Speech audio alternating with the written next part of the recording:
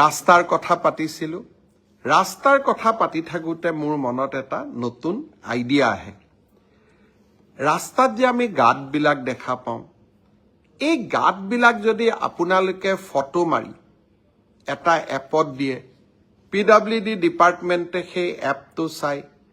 আৰু লগে লগে গাঁতবোৰ মাৰি দিয়ে কিমান ধুনীয়া লাগিব তেনেকুৱা এটা আমি এপ খুলিব পাৰোঁ নেকি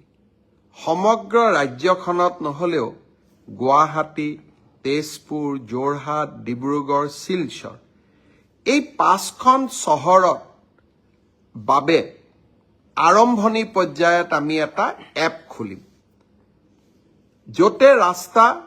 গাঁত দেখিছোঁ আপোনালোকে তাৰ পৰাই ফটো তুলিব আৰু আপোনালোকে তাতেই সেই জায়গাটোৰ সংকেত দিব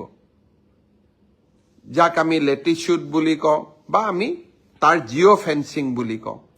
সেই জায়গাখিনিৰ জিঅ' ফেন্সিং কৰি দিয়াৰ লগে লগে PWD ডিপাৰ্টমেণ্টে এপটোত গম পাব অমুক জায়গাত ৰাস্তাৰ গাঁত হৈছে আৰু দুদিনৰ ভিতৰতে গৈ গাঁতটো মাৰি দিব ভাল নালাগিব জানো নতুন অসম মই আজি ৰাতিপুৱা আমাৰ বিষয়াসকলক কৈছো লাহে লাহে গোটেই অসমত কৰিম কিন্তু 5খন চহৰৰ বাবে এটা এপ মুকলি কৰক